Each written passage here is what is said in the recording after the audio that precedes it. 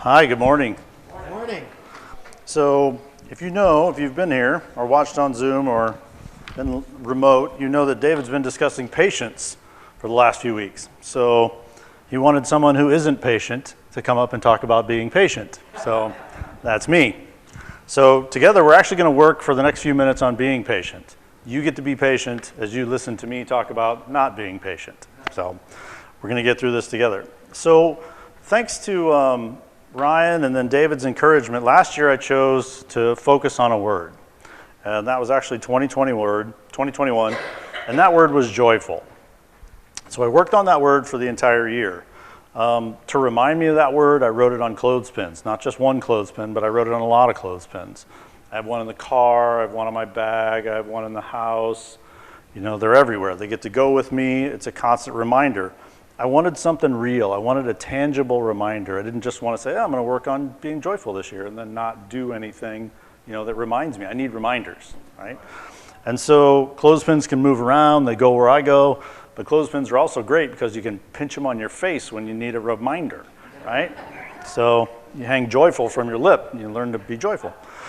So joyful worked out really well. I don't know if anybody met me last year, but joyful worked out really well. So I did some reflection and I tried to come up with another focus word for 2022, and I came up with one that was a little bit less fun, which is being patient. So I'd already mastered joyful, so I needed to move on, right? So I picked patient. So why did I pick patient? Well, because in my reflection, it came to me, it was revealed to me that I'm not a patient person. And so if there are any other people out there who are not patient, I'm talking to you also. So not just in obvious ways, though, like waiting for something to happen or standing in line, not just that stuff, not just waiting for the weather to get better so that Rick and Aaron can disc golf with us. It's more than that.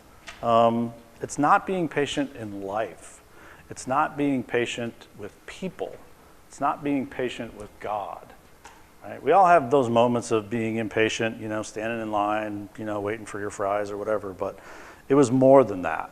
And it oozes out sometimes. This lack of being patient really oozes out, right? And it affects relationships.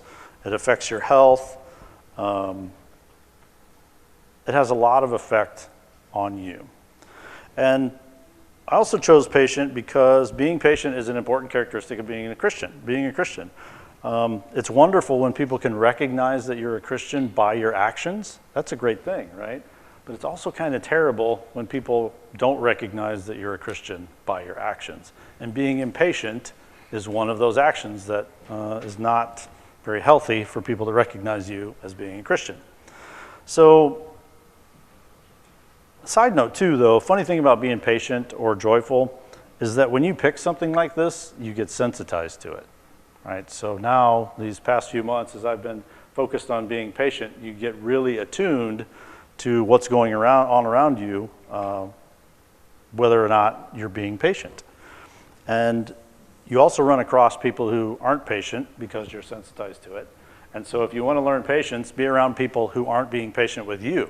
That's like the Winter Olympics of being patient, right? Somebody's not being patient with you, but you've made a determination to be patient in your life. That's very challenging. So of course there's scriptures that go along with being patient. I mean, I could read you the entire page, but I won't. But I would like to talk about a couple of them. Proverbs 14:29, whoever is patient has great understanding, but one who is quick-tempered displays folly. Better a patient person than a warrior, one with self-control rather than one who takes a city. But if we hope for what we do not yet have, we wait for it patiently, which is Romans 8:25. Be joyful in hope, patient in affliction, faithful in prayer, Romans 12:2. Be completely humble and gentle. Be patient, bearing with one another in love. Ephesians 4:2. Maybe you've heard 1 Corinthians 13, right? Love is patient, right? And there's a little detail here I wanted to point out too. I use the word patient rather than patience because it felt more personal to me. It felt deeper to me. I didn't want this just to be a year of lesson in patience where I could, pull out my patience card in the situations where I needed to have a little more patience, Terry. I wanted to be patient. And I think that's different. It seemed too easy just to wear patience as a badge and then put it away when I was done trying for the day. Okay, I've worn through my patience for the day, I can be done. So I picked patient, right, because I wanted to be changed. It was actually about being transformed into a butterfly, not just a caterpillar wearing a butterfly suit. And I felt like patience would have been that to me. We also used the analogy in class a few weeks ago that I really love. It's a glass of sweet tea, right? You're carrying a glass of sweet tea, and when that glass of sweet tea gets jostled, what comes out? Sweet tea.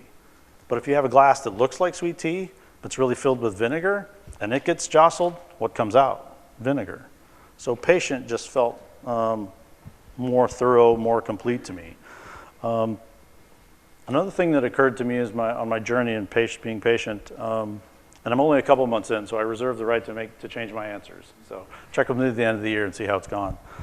But not being patient is a barrier to God's kingdom, right? The things that he has in store for me and the things that he has in store for other people through me, not being patient kind of negates all that.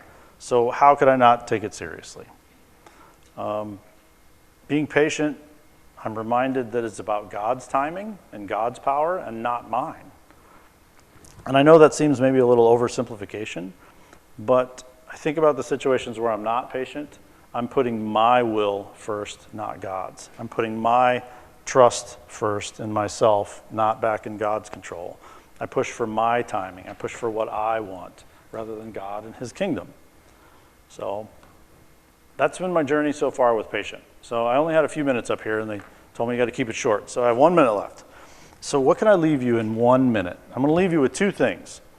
One is a challenge. The challenge is pick something. Pick anything. Work on something. Zig Ziglar says if you aim at nothing, you'll hit it every time. Which is true, right? We talk about these things. We go through class for these things. We hear David's sermons. We hear Ryan's words, right? And we go, yeah, that's right. I need to work on that. And then whoosh, it evaporates as we leave the door. So pick something, right? Write it on a clothespin, put it on a note card, cricket it on a shirt if you have to, so that you get reminded. Write it on a doorpost, put it on your mirror. But let God work on you. Let him transform you. I've got a year and 2 months experience with this now, being really focused on it, and it makes a difference. But you have to be willing to change for the better, to change for his kingdom, not for your glory, but for his glory. Not for your kingdom, but for his kingdom. So I can leave you with that's one thing. Start somewhere. Pick something, make it tangible, work at it, let him work on you. The second thing I can leave you with is a reminder. Encourage someone else in their journey, right? Everyone's going through a journey. Some people may have chosen it. Like I'm choosing to be more patient, so I understand I'm going to have situations where my patience will be tried. But encourage someone along the way. Some people don't choose to go through the journey that they're going through. And maybe they don't realize yet that they need to be more patient in their lives, or more joyful, or more compassionate, or more generous. But encourage someone along the way. Do something beyond yourself. Step out of your own comfort zone, out of your own patience zone, and work shoulder to shoulder with somebody if you can, face to face if you can. We're all going through something. That's what builds relationships, right? I'm trying to build my relationship with God by working on something I know I need to work on. He's kind of tapped me on the head, but work on it with other people. And if nothing else, you can realize I'm one of those people that you get to be patient with. So thank you very much. Thanks for listening. Let me know how I can help.